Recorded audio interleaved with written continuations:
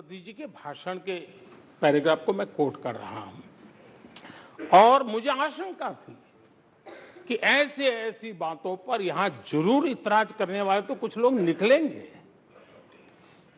वो विरोध करेंगे। ऐसा कैसे बोल सकते हैं राष्ट्रपति जी? लेकिन मुझे खुशी है किसी ने विरोध नहीं किया,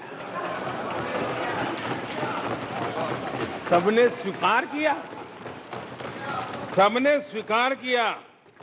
और माननीय अध्यक्ष जी, मैं 140 करोड़ देशवासियों का आभारी हूं कि सबके प्रयास के परिणाम आज इन सारी बातों को पूरे सदन में स्वीकृति मिली है। इससे बड़ा गौरव का विषय क्या हो सकता है? आदरणीय अध्यक्ष जी, सदन में हंसी मजाक, टीका टिप्पणी, नोक-झोंक ये तो होता रहता है, लेकिन ये नहीं भूलना चाहिए कि आज राष्ट्र के रूप में गौरवपूर्ण अवसर हमारे सामने खड़े हैं। गौरव के क्षण हम जी रहे हैं।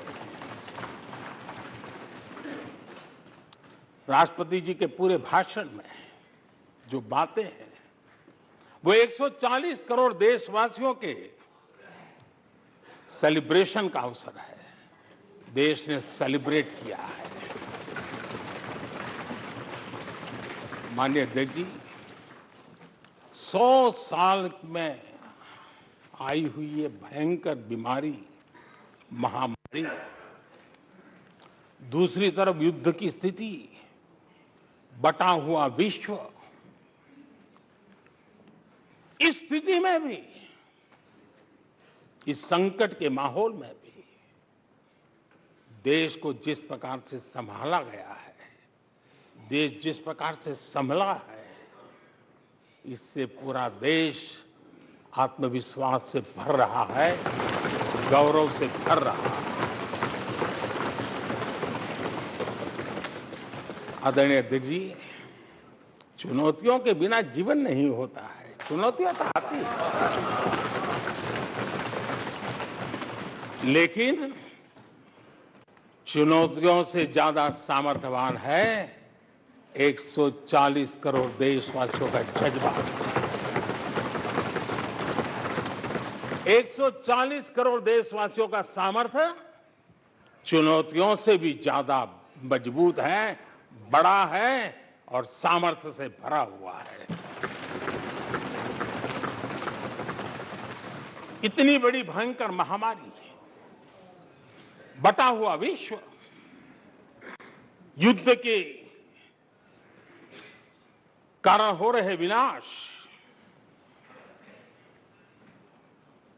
अनेकों देशों में अस्थिरता का माहौल है। कई देशों में भीषण महंगाई है, बेरोजगारी, खाने पीने का संकट, और हमारे अड़ोस पड़ोस में भी जिस प्रकार से हालत बने हुई है, ऐसी स्थिति में माननीय अध्यक्ष जी, कौन हिंदुस्तानी इस बात पे गर्व नहीं करेगा कि ऐसे समय में भी देश दुनिया की 5वीं बड़ी अर्थव्यवस्था बना।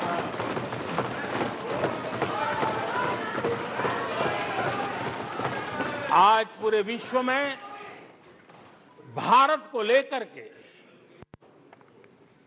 पॉजिटिविटी है, एक आशा है, भरोसा है। और माननीय अध्यक्ष जी, ये भी खुशी की बात है कि आज भारत को विश्व के समृद्ध देश ऐसे G20 समूह की अध्यक्षता का अवसर भी मिला। ये देश के लिए गर्व की बात है। ये देश के लिए गर्व की बात है।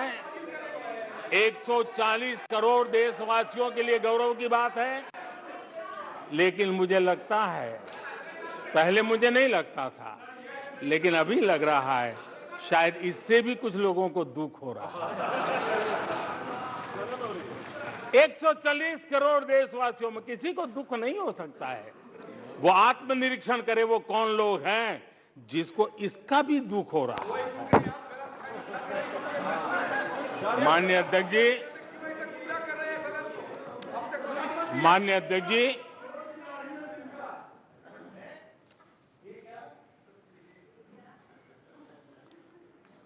आज दुनिया की हर विश्वसनीय संस्था,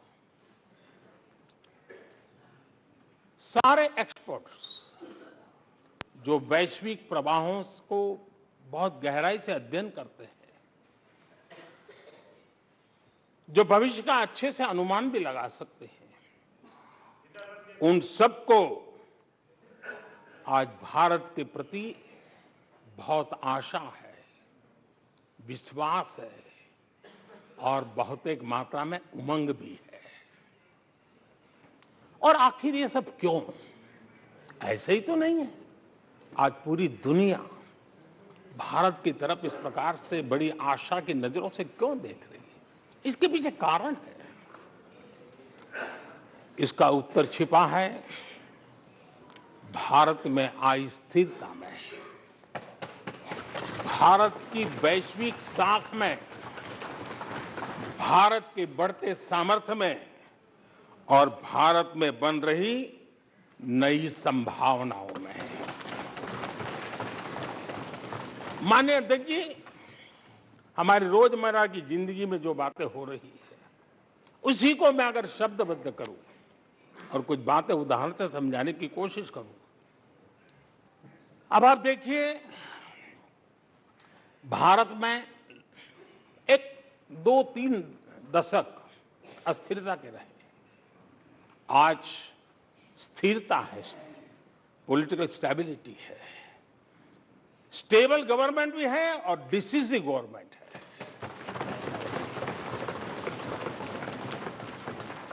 और उसका भरोसा स्वाभाविक होता है। एक निर्णायक सरकार, एक पूर्ण बहुमत से चलने वाली सरकार, वो राष्ट्र हित में फैसले लेने का सामर्थ्य रखती है। और ये वो सरकार है, रिफॉर्म आउट ऑफ कंपल्सन नहीं, रिफॉर्म आउट ऑफ कन्विक्शन हो रहे हैं। और हम इस मार्ग पर हटने वाले नहीं हैं, हम चलते रहेंगे। देश को समय की मांग के अनुसार जो चाहिए वो देते रहेंगे।